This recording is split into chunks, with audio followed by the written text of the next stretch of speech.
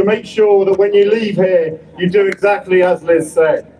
We don't forget how lucky we are in this country to have a democracy.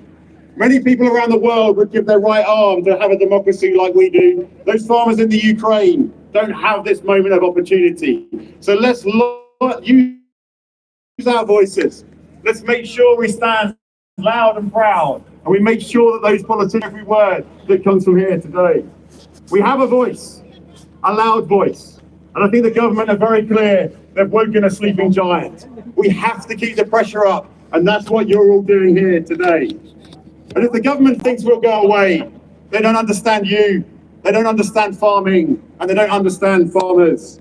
As Liz has already said, we fight the elements, we fight the markets. All we want is to earn a fair crust from the food we're producing. The challenges are very real. We're not against paying the tax. We'd prefer to pay the tax from the food we produce rather than a death tax, which is simply unaffordable and unacceptable.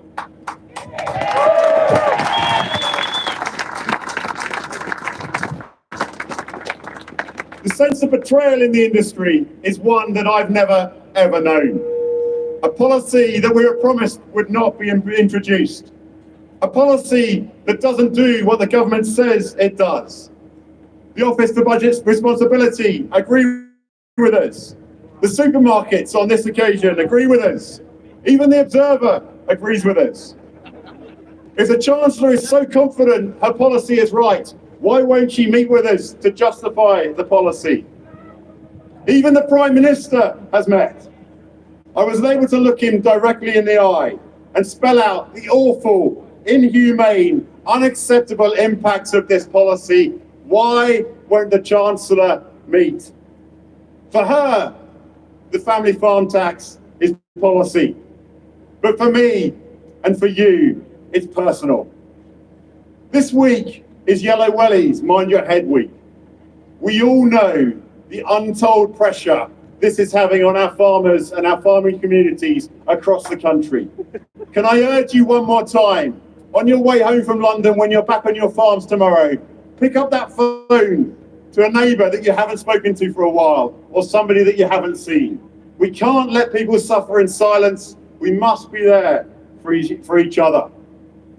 As President of the National Farmers Union, representing 70% of English and Welsh farming, I've received hundreds of emails, messages about the impacts of this tax. The human impact of this policy is simply unacceptable. It's also economically unacceptable. Economist after economist has turned against the policy. And let's be very clear here today, 75% of farmers producing this country's food will be impacted by the proposed changes to inheritance tax. That's 75% of businesses that will no longer invest for our future, that won't build the resilience that delivers food security. And when the government are sitting there saying that food security is national security, they're sitting there saying they need economic growth, and they're doing everything they can to stop you investing in the future of your businesses. That is simply wrong. They say the policy is well considered, but how can it be well considered when it has that economic impact, the human impact, and the pressure it puts on the farming community? It undermines food security at a time of global insecurity, and it is wrong on so many levels.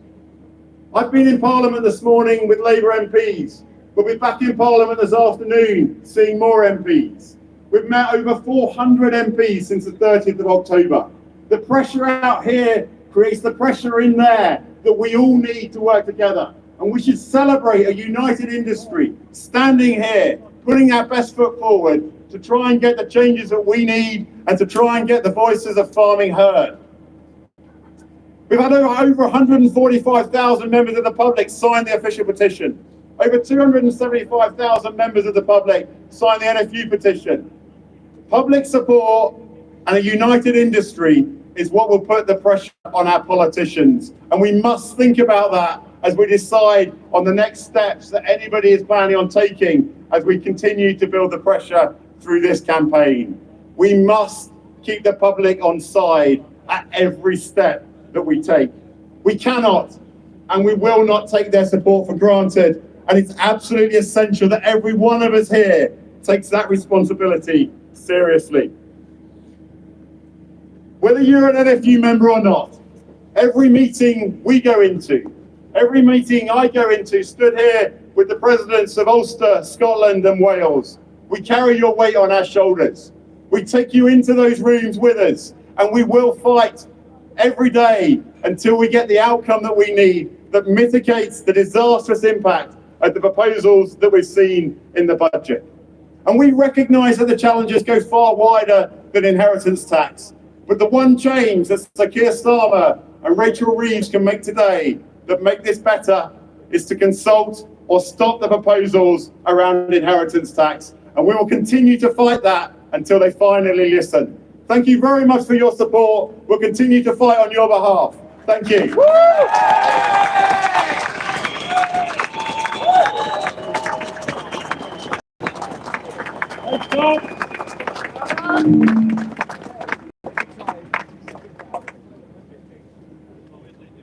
Come another round of applause for Tom Bradshaw from the NFU.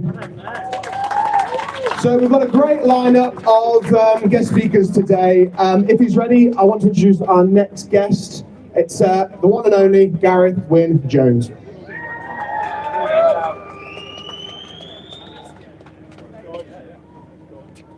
Down there, we love you too. Believe it or not, he's tall, Tom. I came in this morning for the third time, and let me tell you, I do not want to be in London.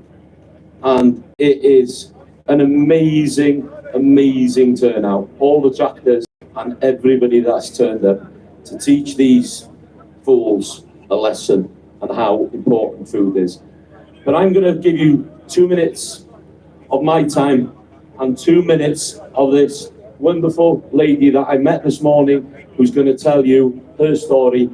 This is Caroline Martin. Thank you, Gareth. So my story is not much different to most of yours out there. I married a fifth-generation farmer. I'm a farmer's daughter myself, originally from Devon. I live in Surrey now on an average-sized arable farm. My husband passed away 18 months ago, and since then, he enabled me to carry on the farm, which I am doing.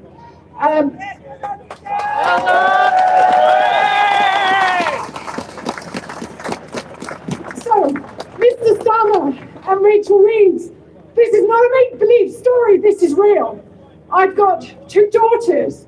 I am going to continue to carry on my farm as well as I can with the great support I have around me. I would like to leave the farm for my daughters at least to have the choice to continue to farm it. If this ruling goes in, there is no question that my daughters will have to sell a big part of the farm in order to pay the inheritance tax. And I know that my late husband did not farm his farm before him and before his parents, his great-grandparents were farmers. He didn't do all of that to give it to you. And we should not be supporting the loss of all that independence. We don't just farm, we enable the public to engage with us. We have a farm that is crisscrossed by footpaths. I welcome footpath users, but the government don't support us in any of that. So I'm here just to say that this story is real, and if the government are allowed to continue on this route, there will be no 6th-generation farming in my family. It's as simple as that. Your hands together. Thank you, Caroline. Now this is what makes me angry, and there is farmers, mothers, grandfathers in this audience that are in exactly the same position as Caroline.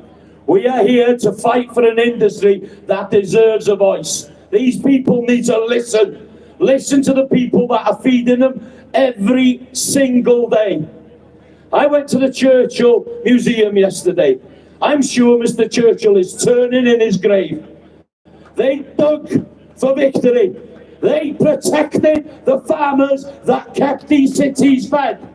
They've forgotten what we do for them. And we will not back down. We are strong. And we will keep going, believe me, till the last breath in my body. My father's 88, and he hasn't worked all his life the same as mine to give it away to other countries so they can produce food, to bring it back into this country, to challenge us. Millions are sent abroad. Millions. Charity starts at home. And we need to get the message over to government that they need to protect the countryside and the people that are producing food before this country goes hungry. Let's build a better Britain on our bellies. Let's have a farming food revolution. I'm proud to be one small part of this massive, massive cog we are. We hunt, we shoot, we fish, we farm, we produce food. Let's have some respect.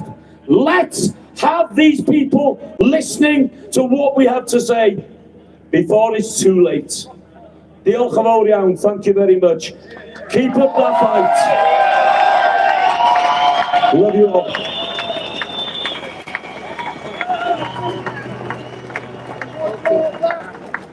Come on, another round of applause for Gareth there. I don't think I've seen so many tractors in one place, so fair play to every single one of you who's brought a tractor down today. Absolutely fantastic. So give yourselves a round of applause. Our next speaker is a food poverty campaigner. Please give it up for Dominic Waters.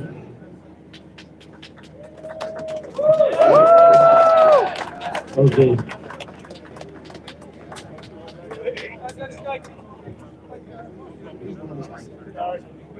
Hey, can you hear me? Okay, so I scribbled down some notes, and I was kind of like, I was nervous coming here because, like, in no way am I a farmer. Like, in fact, I don't even have a garden.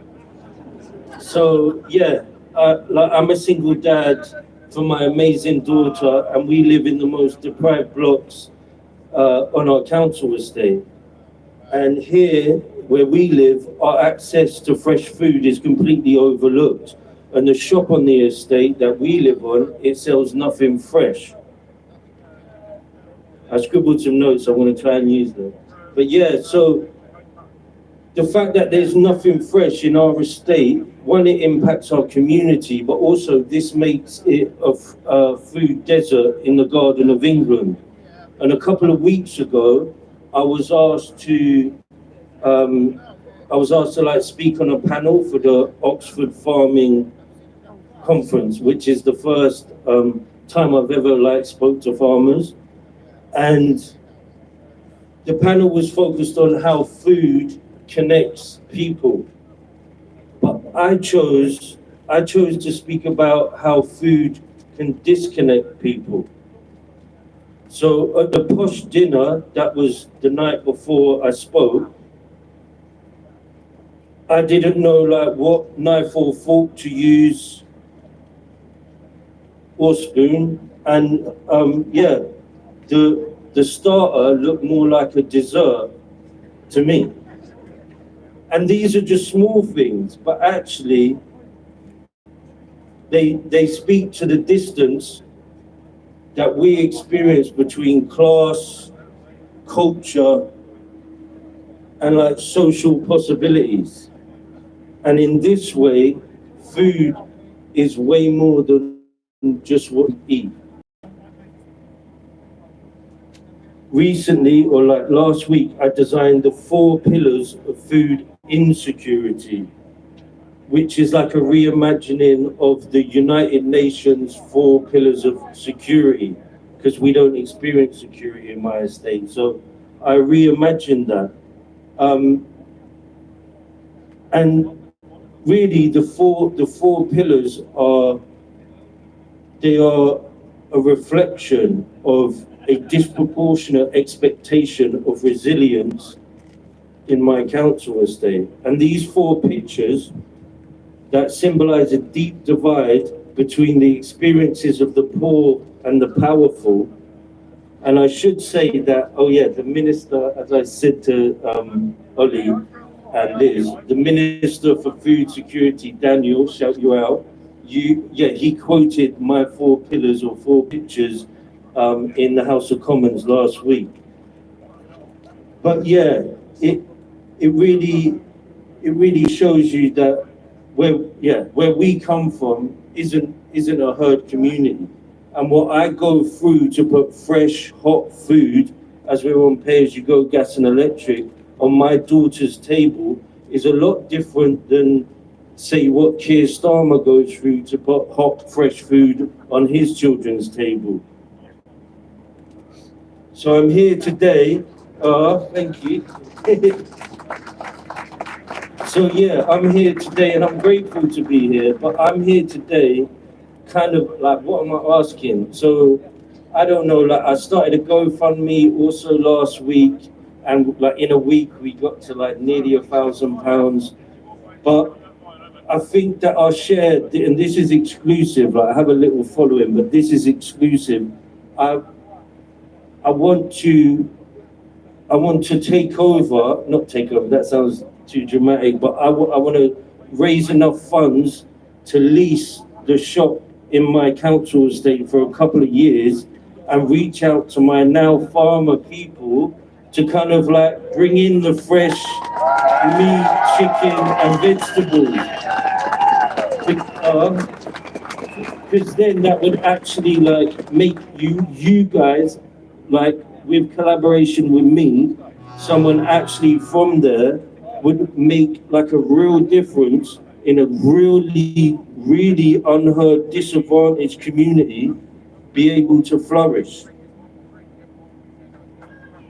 Thank you.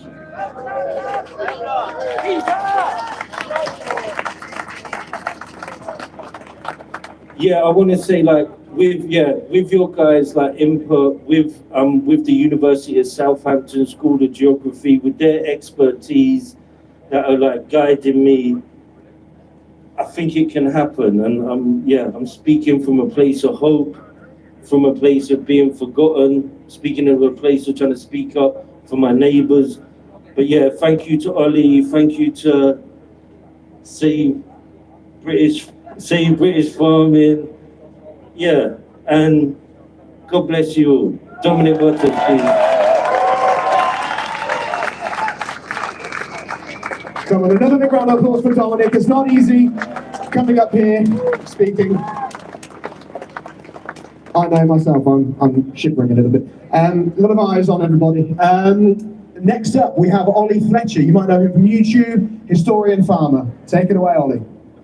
Hello. I just want to make it really clear how much we appreciate people like Dominic being here, because we are here as a community, but also as a minority. And I think it is so important that we create links with other people who have the same interests we do. Growing up, I live on a small dairy farm. He's here now. That's there is, but this is why we do what we do.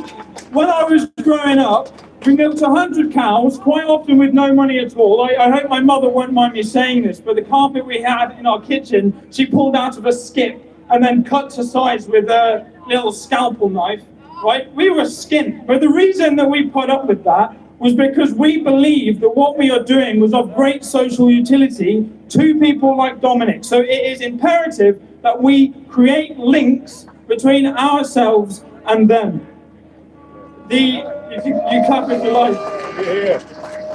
The point I want to make today is a very simple one, which is that I do not believe that what the Labour Party are doing at the minute is aligned with their own principles. The agricultural transition is wrong. The Labour Party gave us the cheap food policy after the war that helped us as workers own the means of production, which sounds frightfully left-wing. But as well as that, it ensured cheap, nutritious food for the urban working class. And we believe in that, which is why we stick up and keep working despite all of the stuff we have to deal with.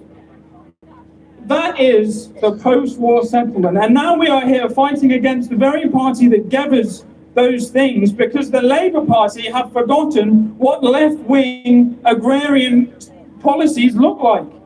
So I would like to invite the Labour Party politely to come to the table to talk to us. We understand our land and our animals and our machines. We understand our industry, and we know what is in the national interest, and that is to save British farming. So when you all go home, do not give up the fight. Hold on, keep working. I know it's a struggle, but we can win this. We know that we are right, and what the government are doing now is unsustainable. Climate change, if there is not a war, means that we will need to produce our own food. If they destroy us, they will learn the hard way, as they did in the First World War, as they did in the Second World War, that they need us. Thank you.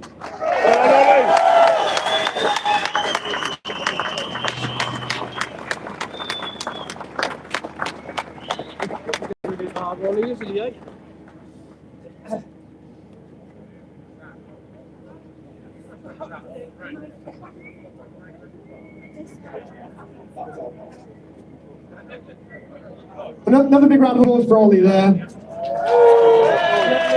I don't know why they've got me doing this, but next speaker, please give it up for Gavin Lane from CLA. Can you hear me? Thank you. And thank you all for coming. I was walking down here a few minutes ago and I was reminded, as Ollie said, about history. You probably remember that a long time ago they used to tax windows. And I was just looking around here thinking actually you could make a few bob out of a window tax and maybe leave us on alone. But what I was going to say is that the government told us, first of all, they weren't going to change APR. They came to our conference, they said they weren't going to do it. Then they told us that we weren't telling the truth about the figures, and we proved that we were.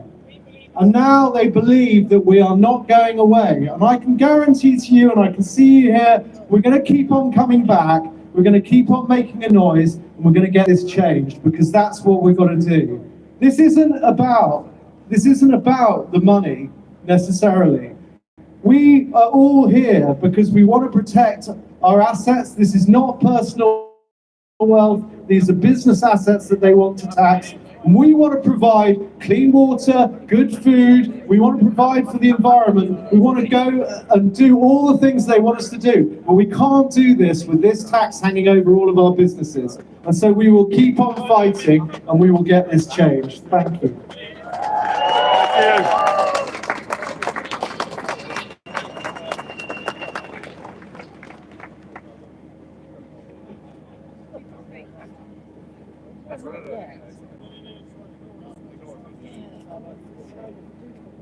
Okay, our next speaker is Tim Chambers. He's a fruit farmer from Kent. Please take it away. Tim, use this one.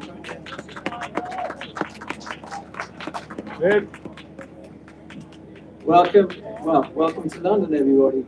I'm a fruit farmer from Kent. Been farming in the same village for about 400 years. People say we should get out more, but it's quite nice where we are. It's lovely to see so many people here today. It's my birthday, in fact. And I know I'm only 21, but it's a hard time. I put an advert out on Facebook, but I didn't expect you all to come. I really didn't think I was that popular.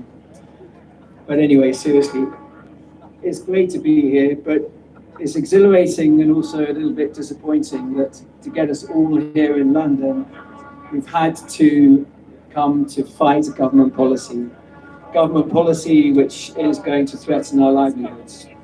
It's not a great place to be. However, I just put my glasses on, so I've forgotten what I'm going to write down. Whether it's the latest environmental scheme, onerous plan consents, endless audits, or the latest edict on net zero. So, these are all adding costs to our business. Costs that we can't get back from the markets. We seem to struggle to get the prices we need to run our businesses. Farming is a bit like being in a casino. It's difficult to earn your money. I grow fruit for a living, and that's like playing Russian roulette with a machine gun. You just can't seem to get the money out of the markets to justify what you do, and it's getting worse. There's so many risks in the industry. Most of us are only surviving because we get subsidy. And the subsidy is like the heroin of agricultural policy. We're expected to be grateful for it. And to get off the subsidy, we have to negotiate better prices in the markets.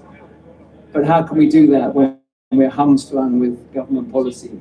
How can we do that when free trade negotiations start bringing food into our country from nations which do not restrict their farming with policy and onerous audits? How can we compete with that food? Yet, they still want to squeeze us. Yet, they add more cost to us. IHT coming in is just going to be another cost on the bottom line. How are we going to get that back? Subsidy, they say? 4.8 billion or 5 billion, they say, in 2 years.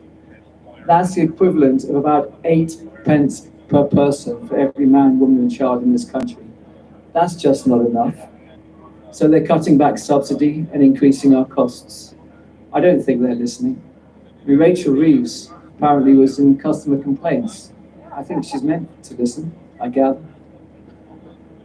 However, do not be despondent. You always have to be optimistic in this game. That's why we're still here. It's because we are optimistic. It's because we don't give up. The government have 3 huge problems. Firstly, they cannot put up with food inflation. Food inflation is they're petrified of. They don't want to see costs going through to the customers. Secondly, self-sufficiency, food security. Even though we have free trade agreements, there are red lines in that. We cannot outsource all our food security to third-party nations. And then, of course, there's the voter. The government rely on votes, and the public are with us. Every cost they push onto us has to be met with price rises or inputs and savings. And it's physically impossible now to get money from farming. It's not there to take. Even if the government does not listen to us, the markets will. So far, we've been willing to sacrifice profit, standards of living of ourselves, because we've passed on our farms with 0 inheritance tax. We're not going to continue doing that. If we have to pay more, we have to charge more. Food inflation is coming down the line. Irrespective of government policy, changes to our industry have always been running. For 400 or 500 years, we've been changing to whatever the country needs, whether we need to produce more or less. We have to be resilient. We have to change with the times. Continuing as we are is not really an option. Future generations will not make the sacrifices we've made. We need to embrace new technology, encourage young talent into farming, excel in our quality, and repay the public for the faith they've shown in us. Don't forget who you are. Turn the frustration and anger and despondency that you feel with the current government into positive energy. Take the fight to them and bring the public on the journey. Never forget you are resourceful, resilient, you are great British farmers, and I'm proud to be here today. Thank you.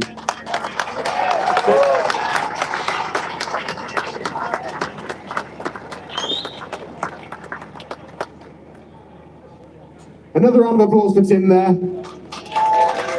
Okay, so next up we have a speaker from the Countryside Alliance. Please give it up for Mo Metcalfe Fisher.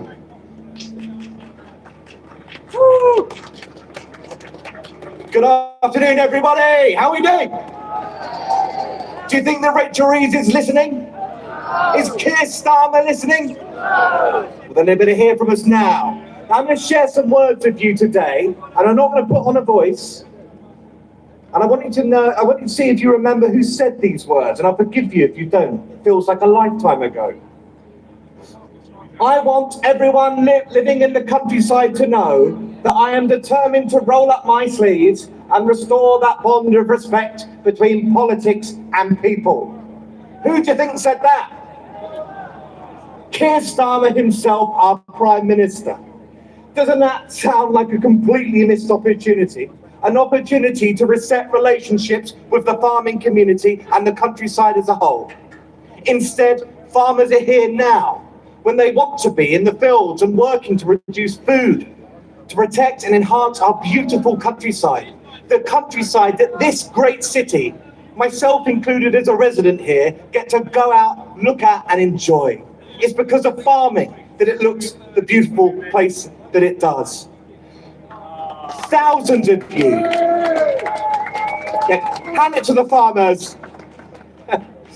Thousands of you across the country have joined with other farmers to take part in peaceful demonstrations, and you've been greeted by crowds, people made up from all walks of life, standing together with you to cheer you on, farmers, in this your hour of need.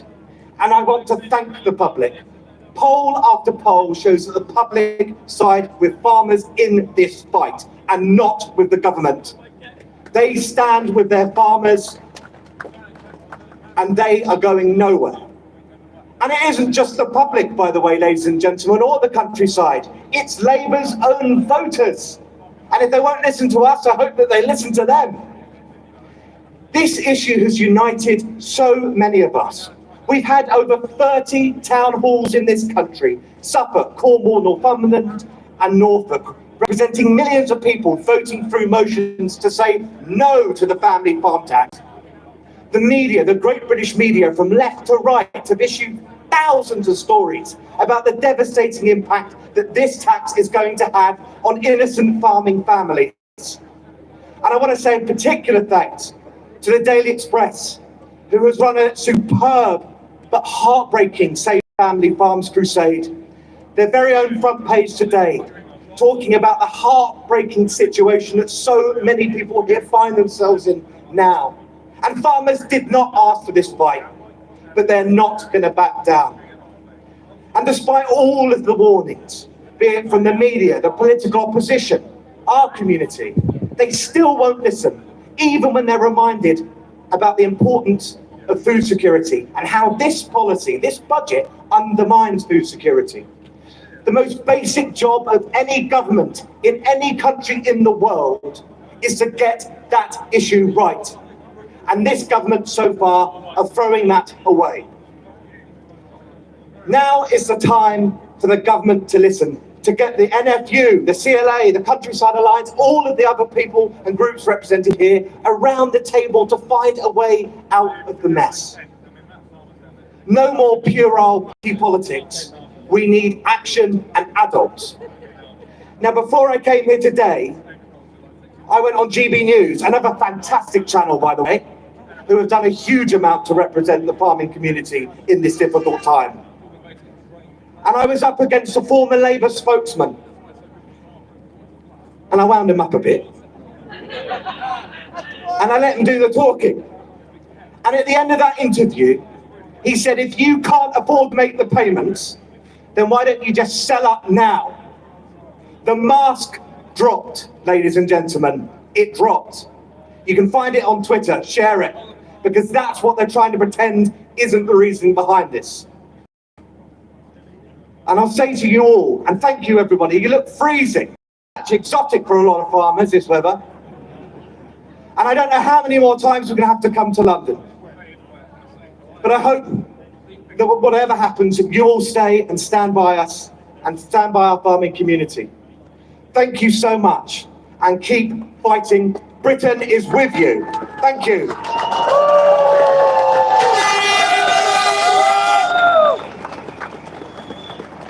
Come on, another round of applause for Mo Metcalfe-Fisher there.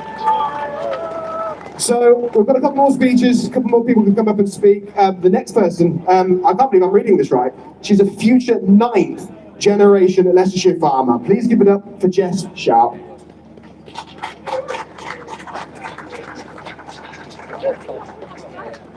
Thank you.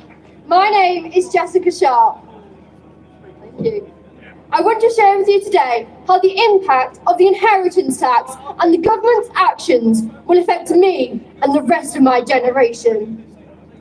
I've always dreamed of studying agriculture and taking over my family farm one day.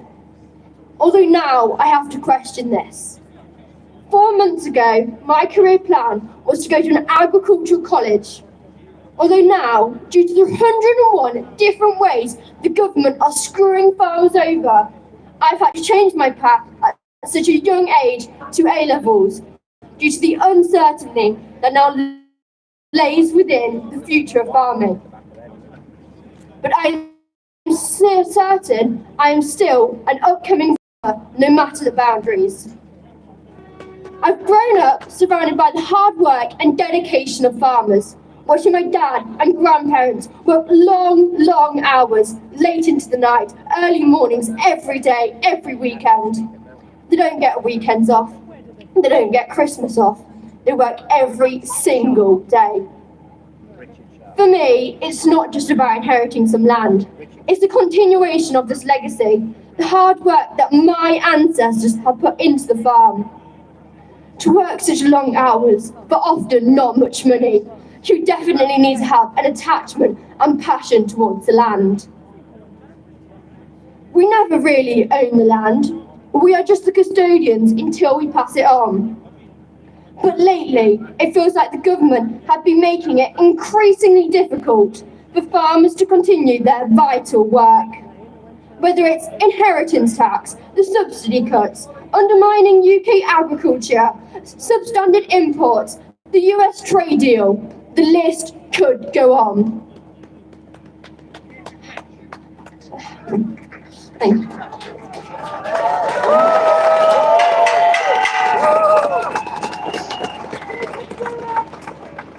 How are we supposed to carry on the legacy of our parents and grandparents when we are constantly up against a system that seems to break us?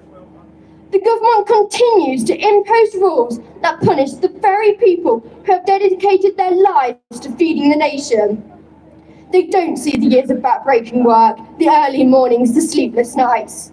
They only see a number on a valuation of the assets. It's becoming clear that the system is stacked up against us, and it's time for this to change. How can we continue to care for the land and sustain the community when the odds are constantly being stacked higher? Who is it that steps in when towns and villages are flooded, when snow blocks the road, or when trees fall, without asking for anything in return?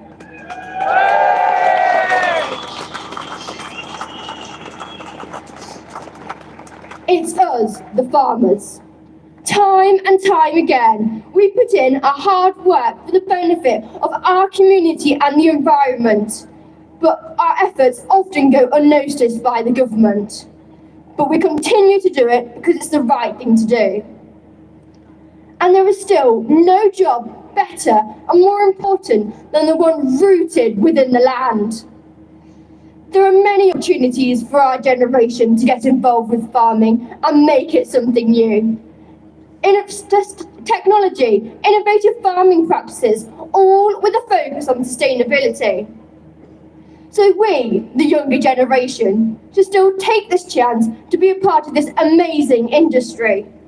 Young people should still embrace farming. It offers a chance to do something that truly matters. Farming isn't easy, but it's a job that gives back more than it asks. For those of you who are thinking about taking over the family farm, I strongly encourage you to do so, as although the financial barriers are now even tougher, farming is still worthy of existence. Let's show this government the future of farming depends on us. If we don't step up, the land that farmers have worked so hard to care for shall be lost forever. Thank you.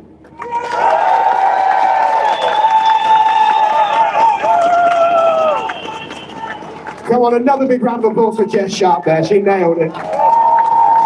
So we're going to hear from another farmer now. If you put your hands together once again, this is for Sally Field from Sussex. Take it away, Sally. Hello everyone, I don't actually know how I followed Jess, and I apologise now. My speech was written in haste yesterday, and I'm sure I'm going to repeat a few of the things that have already been covered today. But wow, what an audience, what a day. I feel very privileged and honoured to be part of the farming community and stand in front of you and see all these tractors. It's just amazing. But firstly, I'd like to say that I think you all deserve a massive pat on the back today for coming to London, giving up a day's work and standing here united to try and make a difference and make this government listen and understand to what we're all here for and what we want to achieve. If things were different, we wouldn't be here, would we? Labour has no comprehension of the stress and the ongoing mental anxiety that they are causing to our unique way of life and farming. My name's Sally Field. I'm not a rebel, I'm not a blogger, I'm not a TikToker.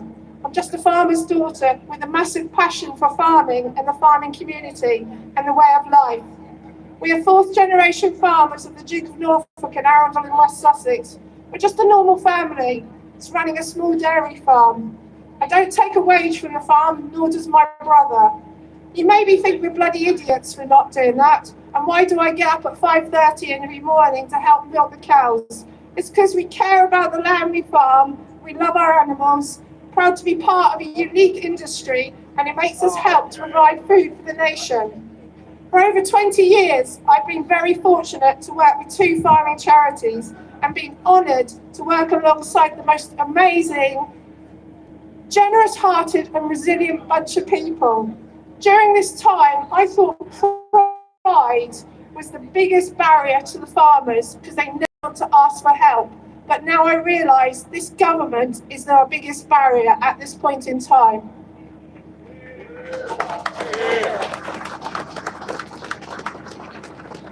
After an annulus horribilis year in 2022 and my brother wanted to jack it in, I started helping back at home as I was not letting our farm disappear lightly. This is very much more than just IHT. It probably won't affect us as a small dairy farm because we're not big and clever enough to be in that bracket. To coin a phrase, this is the final straw. This has been the catalyst for us all to come together and be united and make this government sit up and listen and understand what we do. We need to be valued and paid correctly for the hard work and services we provide. Sorry, my hands are cold. The public have been amazing on the way here today as I came up with my son George in his tractor, but the connection between the farmers and their landscape is massively undervalued. It's just taken for granted. If folk want to walk, cycle, ride and enjoy the countryside and for it to continue looking the way it does, there's a value. They seem to appreciate it during COVID, but that seems to have been forgotten. Generations of farming families have maintained and created that landscape, which is going to be lost to houses, wacky environmental schemes, wind farms, and we will all be eating low-standard imported food if this government gets its way. They even want to stop our cows farting, but then large businesses can carbon offset by buying up decent farmland just to fudge their own goalposts, which is disgusting. Once this land is...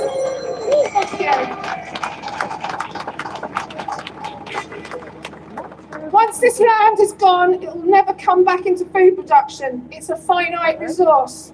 History and past world wars show how farmers fed the nation, and we must not forget this. History, repeats itself. But sadly, this government does not appear to want to understand or want to listen to any of this, does it? Their knowledge is based on inaccurate information, lies, and generated for their own purposes and gain by folks sitting behind a desk with zero or limited empathy, connection, or understanding of our industry.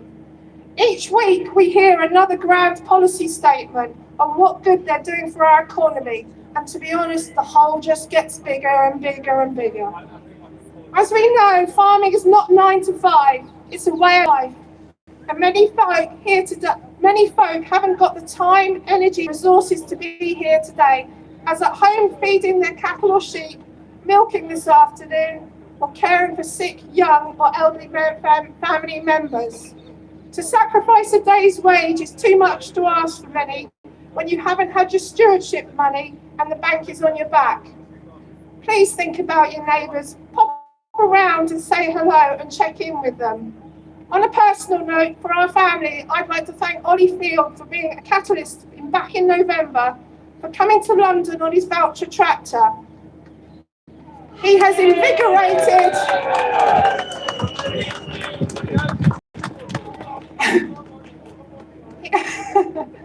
he has invigorated and connected with many West Sussex farmers that now will help and support each other going forward, way beyond Starmer's reign. Please don't go it alone with any of your worries and problems, whether it's financial, personal. There are people out there that are willing to help, listen and support, and there's always a solution. We're not related, actually. I'm his auntie. There's nothing to be ashamed of by putting your head above the parapet and asking for help. Finally, we will overcome these difficulties by being united and working together, whether on a local or national level with the NFU, TFA, CLA, and drawing on each other's strengths. Work behind the scenes is as important as standing here today. Just remember, no one is bigger and better than anybody else. Please, safe driving home. Please drive safely home, and more importantly, look after each other.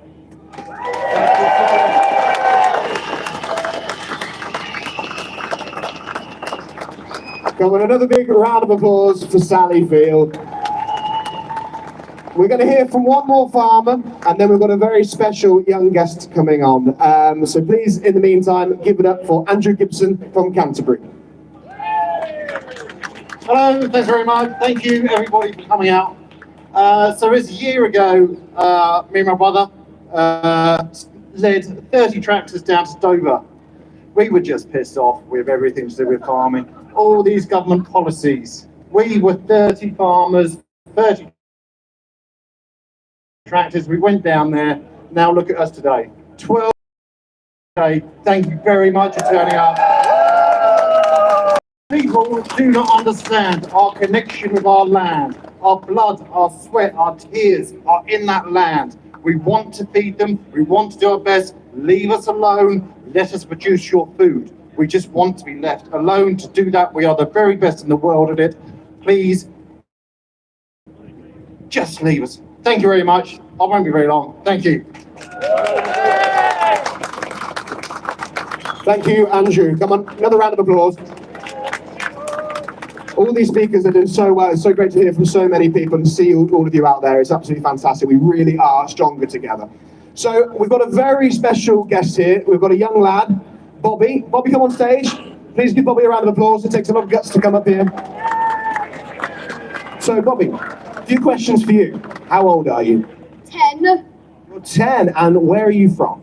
I'm from Kent, Tunbridge Wells. Lovely, right. So, are your family farmers? Does your dad farm? Yes, we grow a lot of grass. We do sell hay. That's really good. And how many tractors have you got? Quite a few? 3. We bought a 6S, but second hand it breaks a lot. It breaks out a lot. That's great. Now, are you worried about all these changes with the inheritance tax that the government are imposing? Yes, I want to be a dairy farmer. I do, but this might not happen because Keir Starmer's with this inheritance tax, and it's a debate tonight, and hopefully it will stop. If it doesn't stop, we'll keep protesting, and hopefully it will stop. That's great. That is so great. So one last question. You've already said this, Bobby, but one last question for everybody here. What do you want to be when you are older? A dairy farmer. I like to work around silage. I do. I like to be around cows. We have 13 cows. We do. That's great. Come on, give it a big round of applause for Bobby. That's great. That's what it's all about.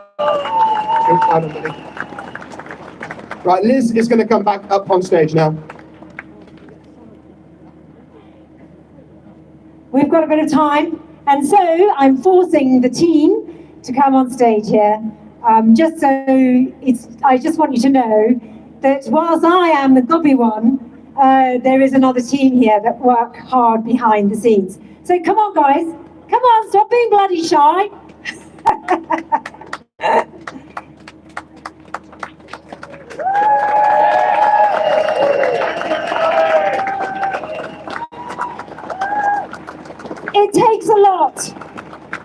for these guys to put up with one very fiery, feisty woman. And we've had some stressful times in the last couple of weeks. We spent a lot of time on Zoom. We haven't spent a lot of time, enough time or any time, drinking. And tonight we hopefully will make up for that. But I want to say to this team, thank you. I know I've probably been a bit stressed. And honestly, I couldn't have done it without them. You wouldn't be here without them, and we wouldn't be here right now if you guys hadn't played your part, as I said before. So, for those who haven't spoken yet, you know Ollie Fletcher. You've heard of Ollie Field, but he's shy. I'm going to make him say a few words. Guys, it's not. All right, everyone. Thank you all for being here today. I think enough's been said, to be honest. It's a long road, and hopefully we can keep this up and keep punching hard. So thank you very much for all of you for being here.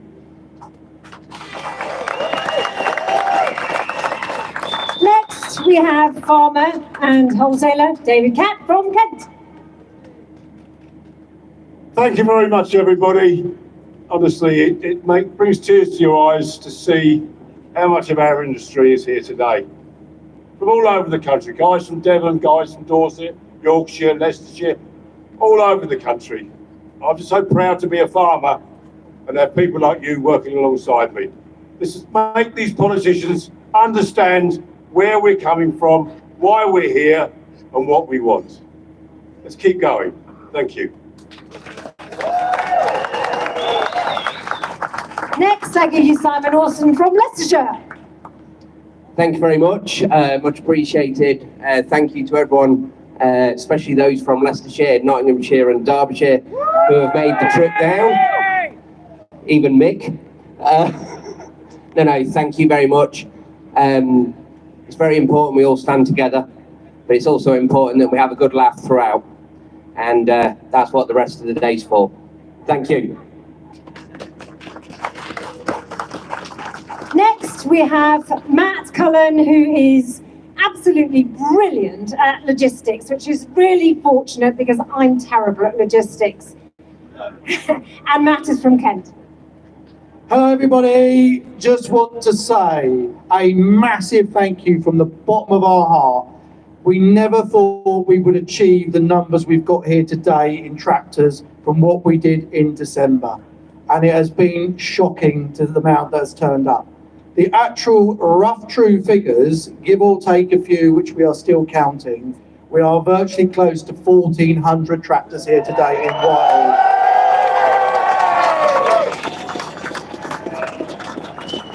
That is something that every one single farmer out there should be absolutely proud of today, that you've made the journey here. So thank you ever so much. Have a good, safe journey home with your tractors, and we'll see you next time. Thank you. And next we have Douglas Turner from Berkshire. Hello, thanks for all the guys that come up from Berkshire this morning. A lot of them started to arrive at our farm on Thursday. I hope my voice is coming across okay. I tried to book a speech coach on Christmas Eve, but she was busy, so I went online and she was available and it was a lot cheaper. But no, thank you all. If it wasn't for you, it wasn't for us, we wouldn't be here. We think they may be listening. Whether they take any notice, we don't know. But don't forget, with the British, safe British farming, and nobody farms it better. And finally, Simon Broad from Kent.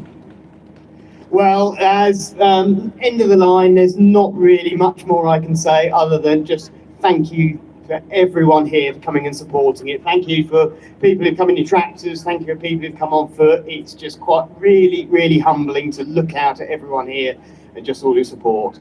But keep going, everyone. We will win this fight. We will get them to see reason at some point. Thank you. Thanks very much, everyone. And we're going to let Nick and Dad do his song again. And I want to see you dancing. Come on. Let's get it going. I'll use that one.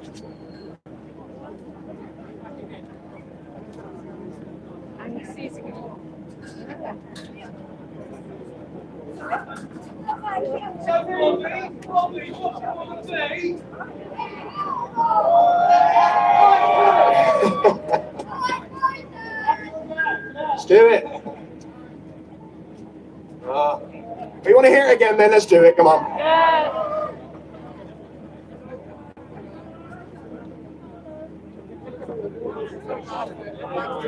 I've just been told that the words in the video are on the screen over there, so if you want to look at it and sing along, then feel free, please. I want to be a farmer! That's my son. I just want everyone to know that. That's what it's all about. The kids, the future.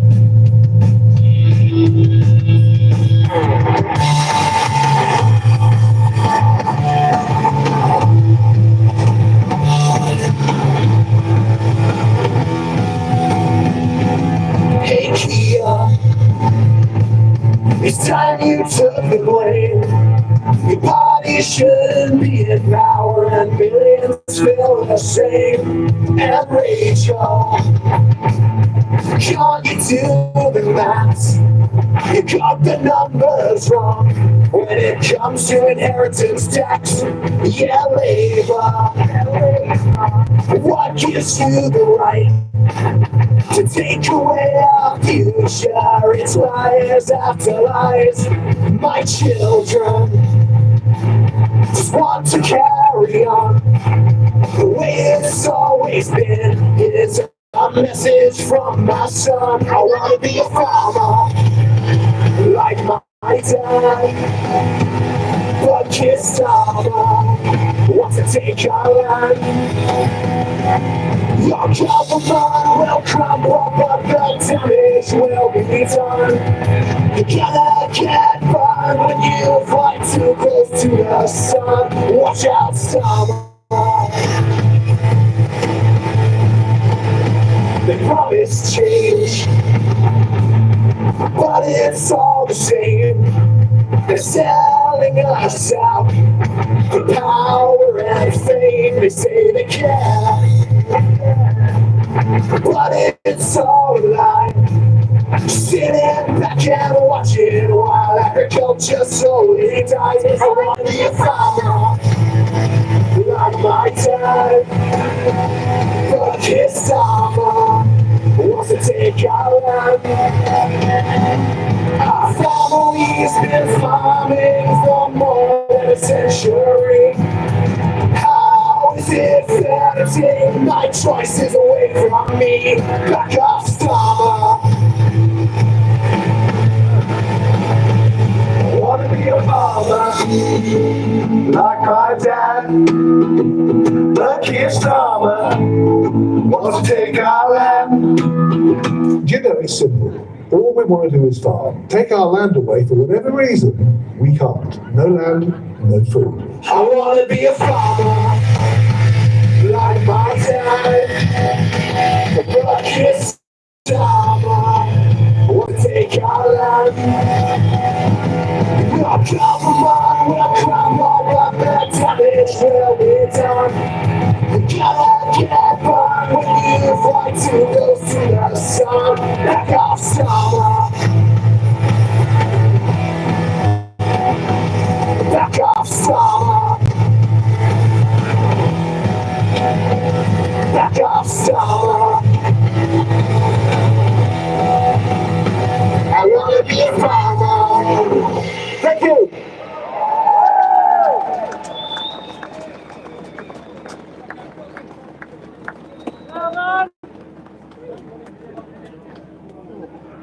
Another public announcement. The police have just informed me that they found a credit card for Mrs. S.R. Davis.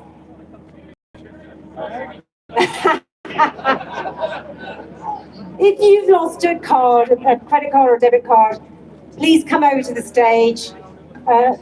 The matter right here with a card. Mrs. S.R. Davis. The debate is going to take place shortly, and we will screen about an hour, because I know you're probably getting cold. If you want to start peeling off a bit early, guys at the front, you might be able to do that. But obviously, we'll see how we get along. I know it's getting long and cold, but we should hear some good debates from Parliament. And if the crowd completely thins out, we may decide to turn it off before 5:30, but we promised the police that we will have a hard shutdown at 5:30. And also, please make sure you share on social media clips of today. Spread the message. The bigger and more connected we are, the stronger our fight. Thanks, everyone.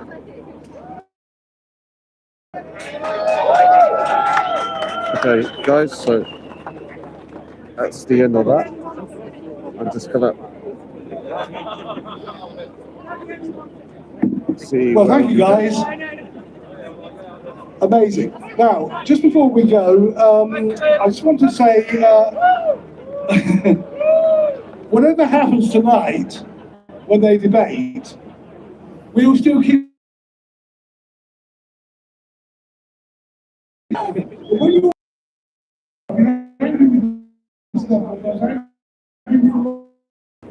Decisions made. They're over there somewhere. Speed and stuff.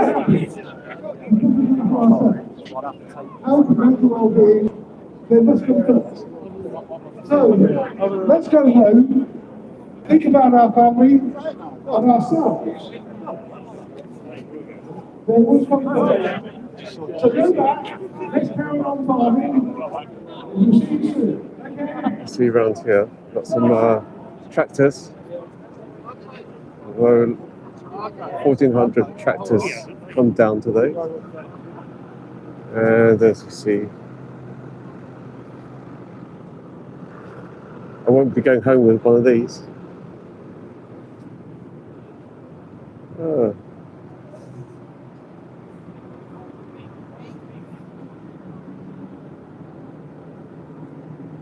That. Lots of tractors down here.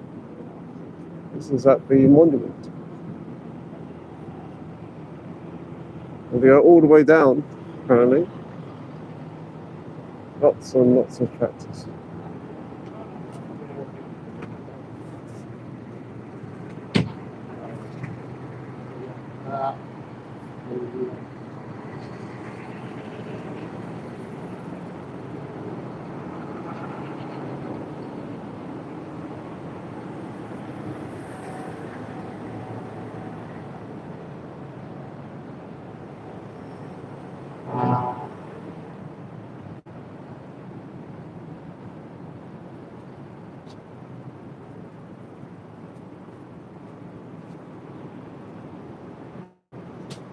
Still very wet today. Very, very wet and rainy. But managed to get here anyway. As you see on both sides, there are tractors all the way down.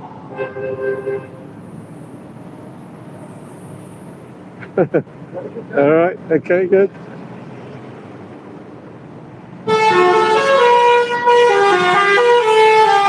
We got music.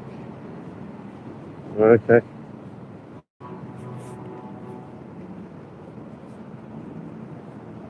Oh.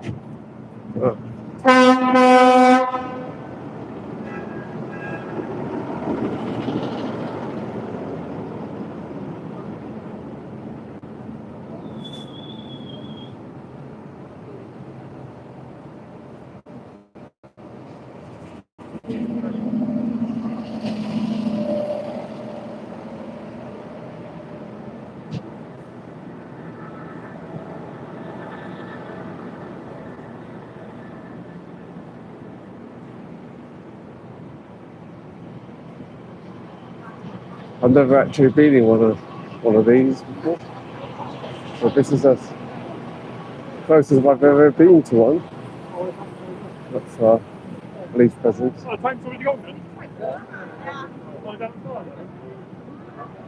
And this is the this is where they're all parked.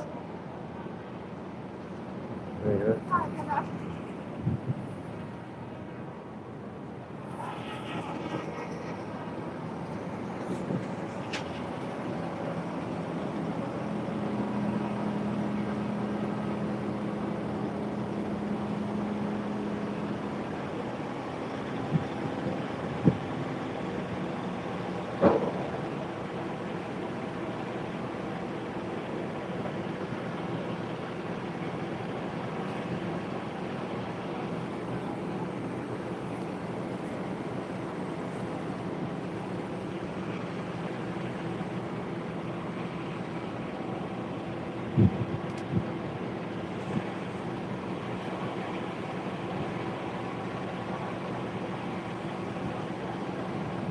That's a view from the top.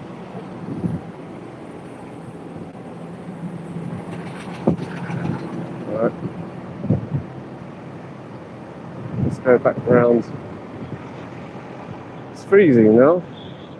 The temperature has really dropped. Sorry.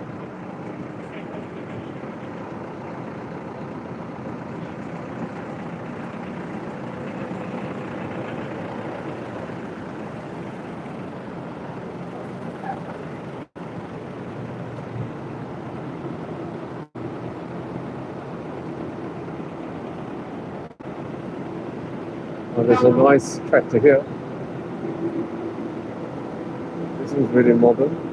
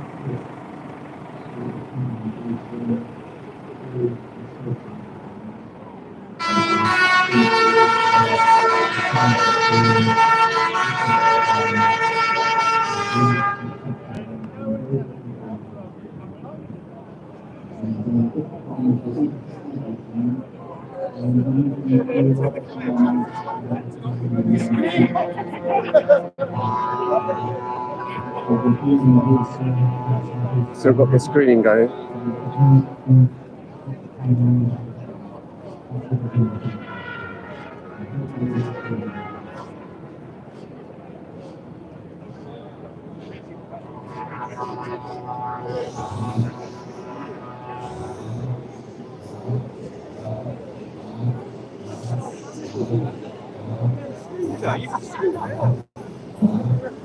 Looks like it goes all the way up there, up to Trafalgar somewhere. I don't know how many. Wow. Well, they said like this 1400. Anyways, guys, so thanks for joining my live stream. God bless you.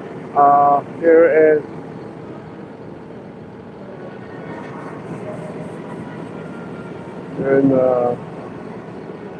this place here. Our farmers, your food, everyone's. Yeah, so everybody has sort of gone away now, except the farmers. The tractors are completely occupied.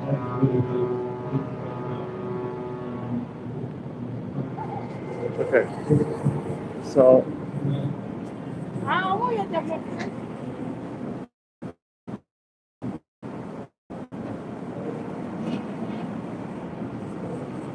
okay, I don't think I'll be going up there.